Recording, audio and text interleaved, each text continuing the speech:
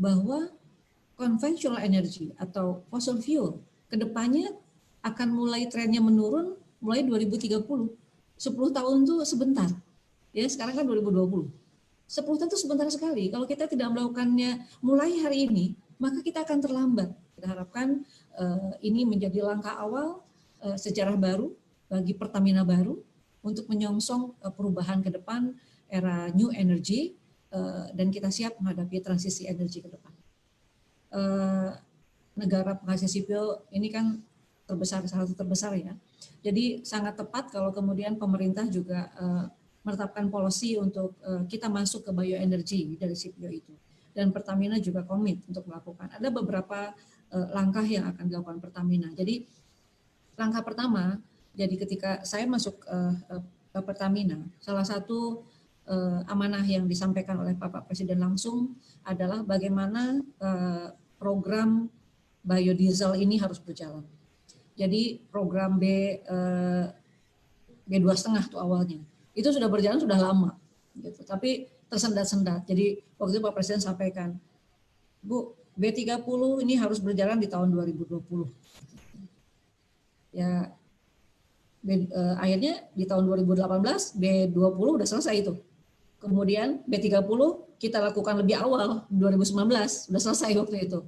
Jadi artinya itu kan mencampur ya. Jadi kita absorb semua FAME yang ada dengan kemudian kita campur menjadi B30 dan kita lakukan efisiensi dan efektivitas di pencampuran. Dan kita bagaimana kita menjaga kualitas supaya B30 ini tidak tidak berpengaruh negatif terhadap mesin. Nah, what next gitu. Nah, Presiden maunya kan sampai dengan B100 karena kita mempunyai sumber daya yang sangat besar. Kita kemudian melakukannya dengan teknologi. Dia sebagai informasi saja.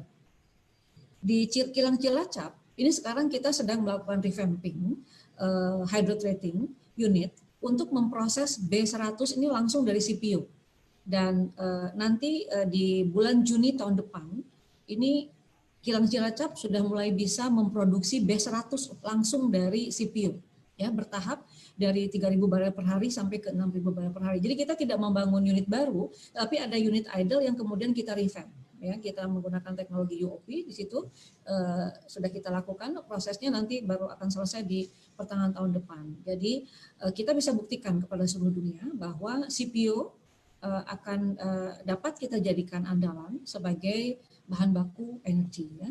Nah, kemudian kita juga sedang dalam proses untuk membangun baru ini, itu di Pelaju, ya untuk 20.000 barel per hari itu kapasitasnya, sama itu. Kita nggak akan berhenti di situ juga, karena selain kemudian biodiesel, kita juga akan masuk ke bioaftur. Jadi CPO ini pun kemudian bisa diproses menjadi bioaftur. Nah, itu kan gasolin tuh dengan aftur. Kita juga akan masuk nanti itu gasolin.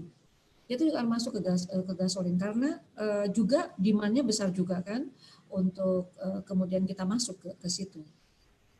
Jadi kita punya inisiatif juga yang sedang kita garap dengan Kementerian SDM itu untuk kita sebut namanya A20 ya. Kalau tadi kan B30 ini A20. Apa itu A20?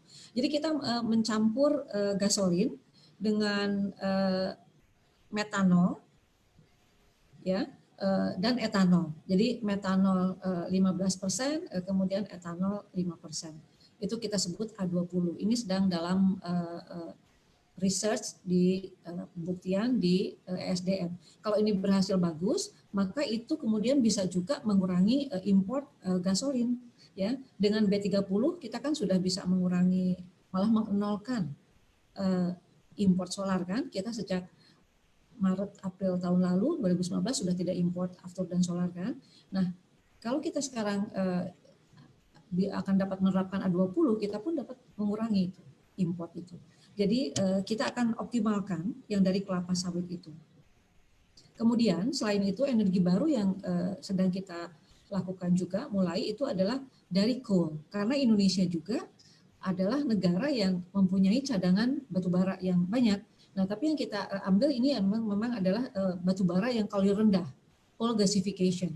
Salah satunya adalah untuk pengganti LPG nih, DME.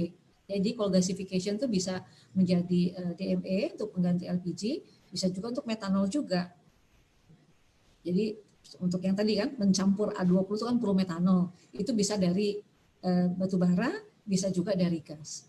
Itu adalah energi-energi baru yang akan kita garap ke depannya. Selain yang energi terbarukan yang sudah kita lakukan selama ini adalah dari panas bumi ya.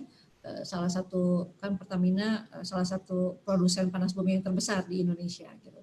Jadi itu. Nah, yang terakhir yang sedang kita garap dengan Inalum Group dengan PLN itu adalah untuk baterai EV baik untuk motor maupun mobil listrik. Ini adalah yang akan kita garap juga sudah mulai dengan 3 perusahaan tadi.